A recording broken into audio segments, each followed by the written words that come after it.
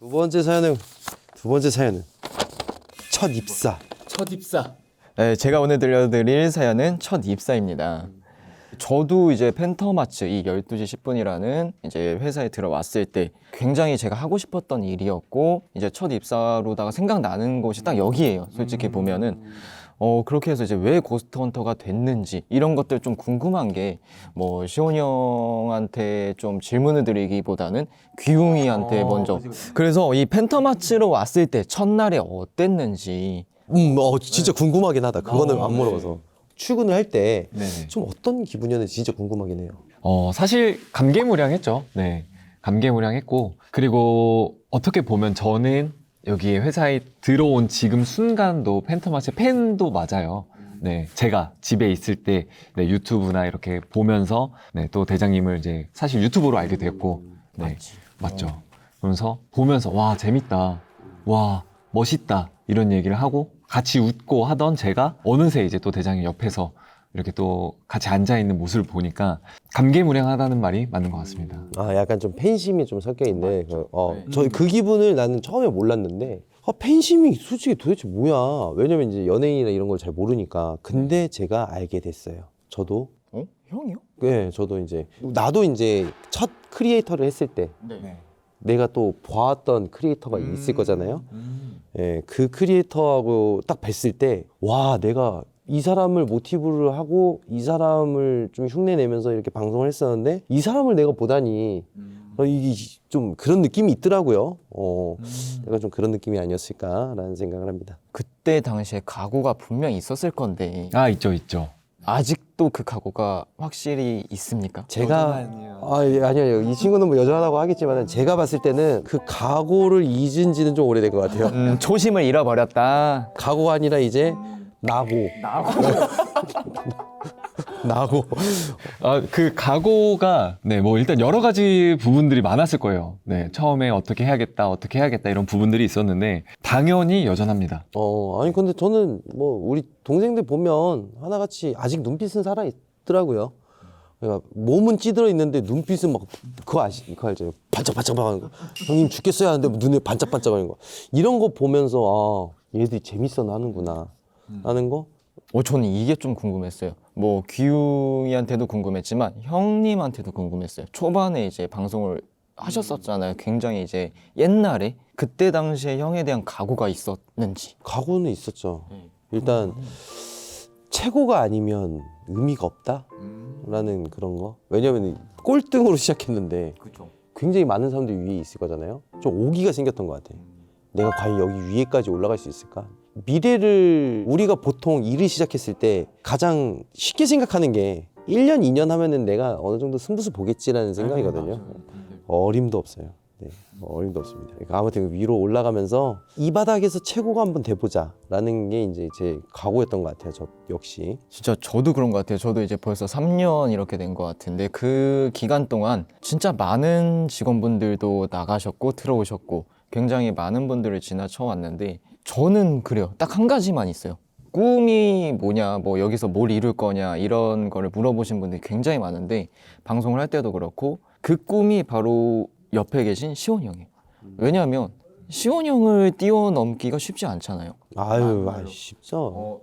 시온이 형께서 이렇게 말씀하시는데 이거는 저희가 아무리 시간을 투자하고 뭐 한다 한들 뭐 진짜 10년이 지나도 안 될 수도 있는 거고 그러다 보니까 이 꿈이라는 것 자체가 어떻게 보면 그거예요. 제가 위로도 가고 싶지만 그냥 이 회사에서 도움이 되게끔 시온이 형 옆에서 오래오래 있고 싶다는 게 꿈이에요. 뭐 누가 올라가는 게 중요합니까? 그냥 같이 올라가는 게 중요한 거지. 이제 팀이기 때문에 뭐 그런 부분에서는 다들 고충도 있고 각오도 있고 뭐 다 있다고 생각하지만 저 같은 경우에는 지금 목표는 이제 이 팀원들이니까 같은 그 공동 설정인 것 같아요. 이제 그 목표의식이잖아요. 목표의식. 이제 개인적인 목표가 아니라 이제 단체적인 목표의식이기 때문에 충분히 가능하지 않을까라고 생각을 합니다. 자, 그러면 이제 사연을 좀 시작을 해볼 건데 좀 사연이 굉장히 길 것 같아요. 네, 그래요. 네, 한번 시작을 해보도록 하겠습니다. 자, 이 사연은 약 15년 전 사연자가 사회 초년생 때 겪은 이야기를 제보를 해주셨는데 풋풋한 20대 초반이었던 저는 틈틈이 자격증 공부를 하면서 당당히 사회에 첫 발을 내딛기 위해 준비 중이었다고 합니다. 그런데 공부도 열심히 하고 일자리도 알아보고 있을 그때 오랜만에 고등학교 단짝 친구가 취업턱을 쏜다며 연락이 왔어요. 한편으로는 부럽기도 했지만 취업 정보도 물어볼 겸 흔쾌히 나가겠다고 약속을 잡았죠. 오랜만에 만나서 맛있는 밥도 먹고 커피도 마시며 고등학교 때 추억담을 나누느라 시간이 가는지도 모르고 즐거운 시간을 보냈습니다. 그래도 고등학교 때 좋았지. 요즘 정말 취업도 힘들고 넌 그래도 좋겠다. 그래?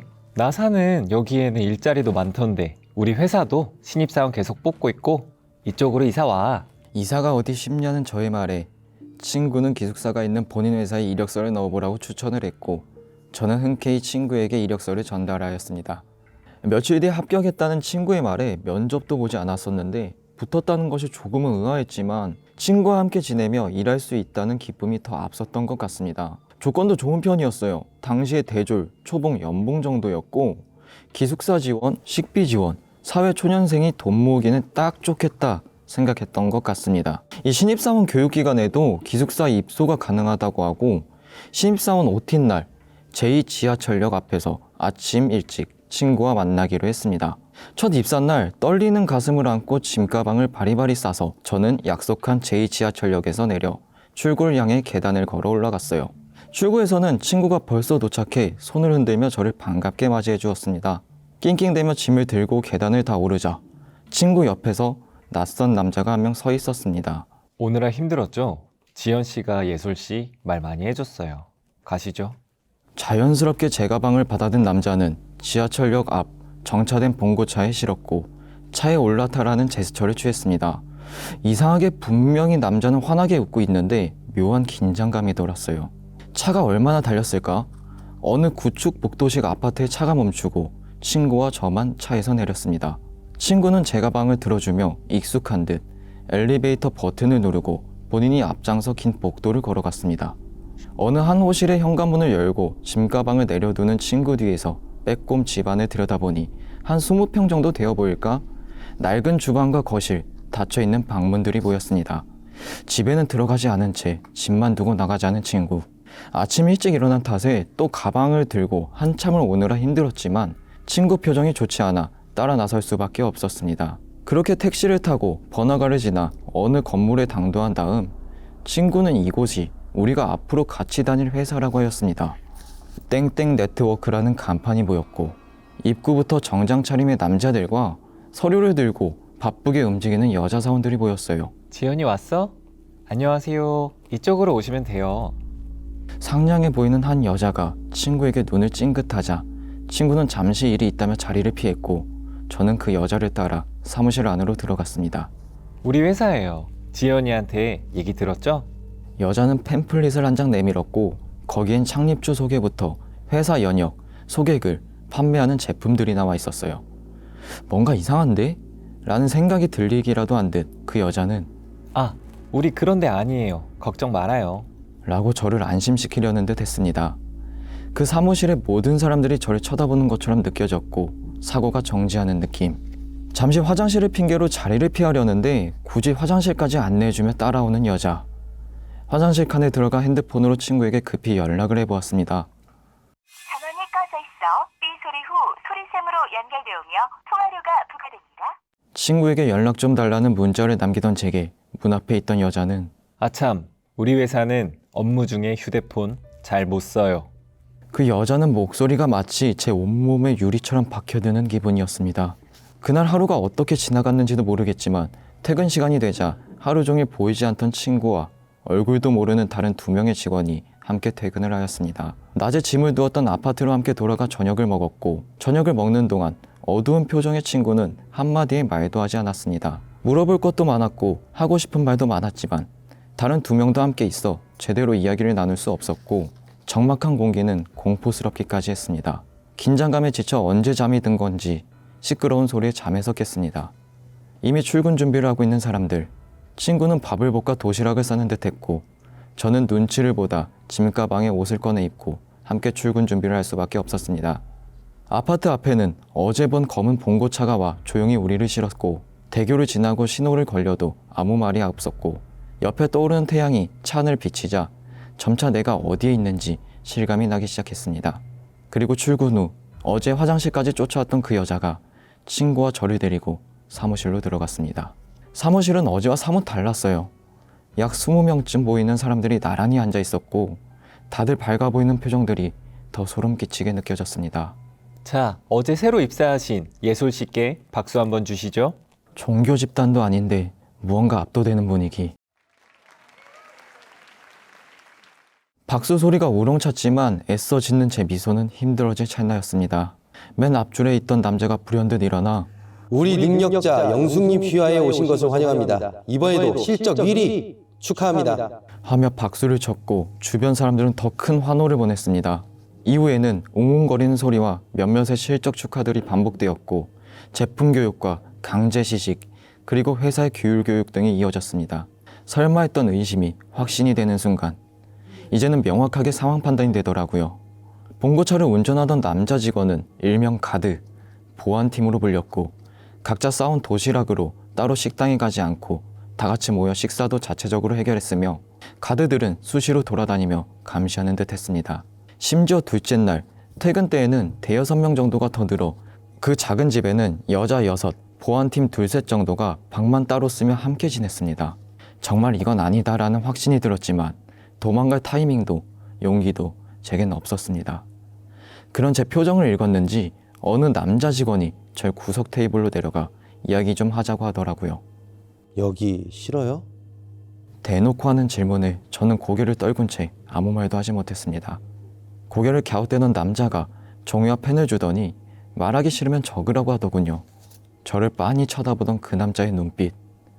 그러고는 이내 이런다고 달라지는 거 없어요. 그냥 적응하는 게 더 빠를 텐데.